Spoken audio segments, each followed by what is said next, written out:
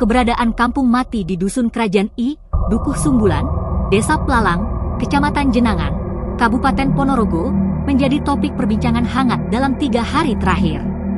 Sebab, semenjak 5 tahun lalu, kampung yang dikenal dengan sebutan Sembulan itu betul-betul sudah ditinggalkan seluruh penghuninya tanpa terkecuali.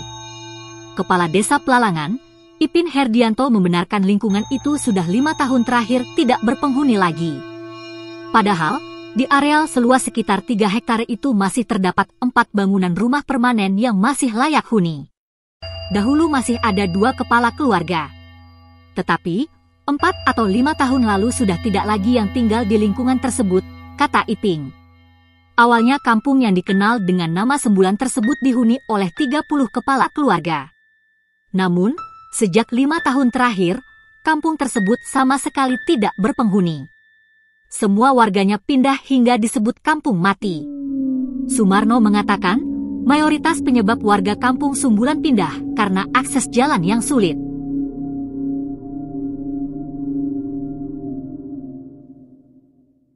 Dibangun pondok pesantren pada tahun 1850.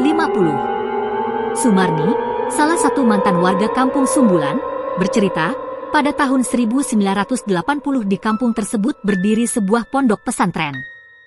Pondok tersebut didirikan oleh Nyai Murtado, seorang anak ulama dari Demak.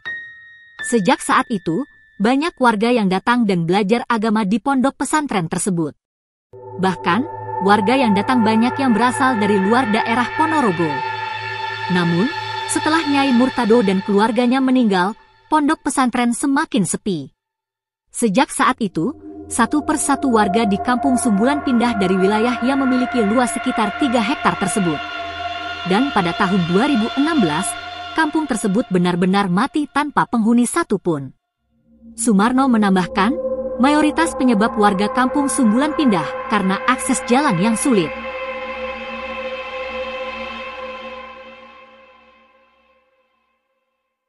Musyalah tua yang masih dipakai. Hal tersebut dibenarkan oleh Kepala Desa Pelalangan, Ipin Herdianto. Dia mengatakan, sejak 5 tahun terakhir, kampung itu sudah tak lagi berpenghuni. Padahal, di kampung tersebut ada 4 bangunan rumah permanen yang masih layak huni. Ia bercerita, sebelum kampung itu kosong, ada 2 kepala rumah tangga yang tinggal. Seperti warga lainnya, mereka memilih pindah. Dahulu masih ada 2 kepala keluarga. Tetapi, 4 atau 5 tahun lalu sudah tidak lagi yang tinggal di lingkungan tersebut, kata Ipin, yang dihubungi Kompas.com, Kamis, 4 Maret 2021. Ia menjelaskan, kampung tersebut sempat ramai dikunjungi oleh orang untuk menimba ilmu di Desa Pelalang. Namun, lambat laun, warga memilih pindah mengikuti keluarga ke kampung lain. Ipin membantah bahwa warga meninggalkan kampung itu karena persoalan mistis. Ia meyakini, semua tempat pasti memiliki cerita mistis masing-masing.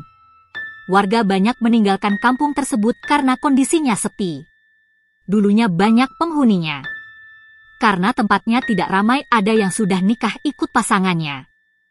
Kemudian, yang punya anak ikut anaknya, kata Iping.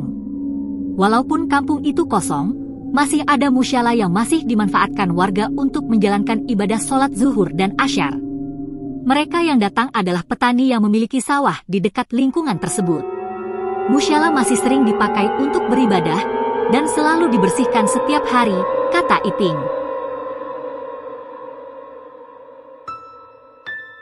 Datang untuk peringatan hari wafat. Iping mengatakan, hingga saat ini, tidak ada satupun warga yang ingin kembali ke kampung tersebut karena mereka sudah memiliki rumah sendiri. Namun, sesekali mereka datang ke kampung mati karena masih memiliki aset.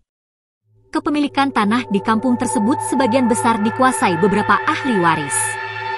Selain itu, mereka datang untuk menggelar acara peringatan hari wafatnya pendahulu yang meninggal di kampung tersebut. Kampung mati tersebut sempat ditawar oleh pengembang untuk dijadikan kompleks perumahan.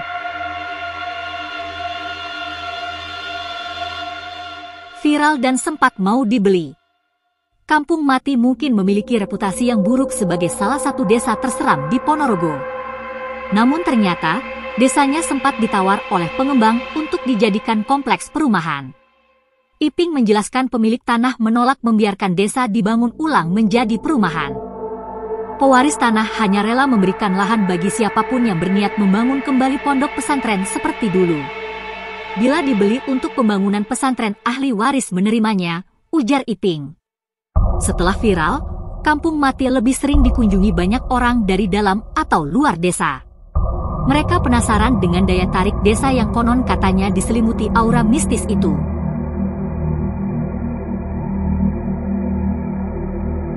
Tolak dijadikan perumahan.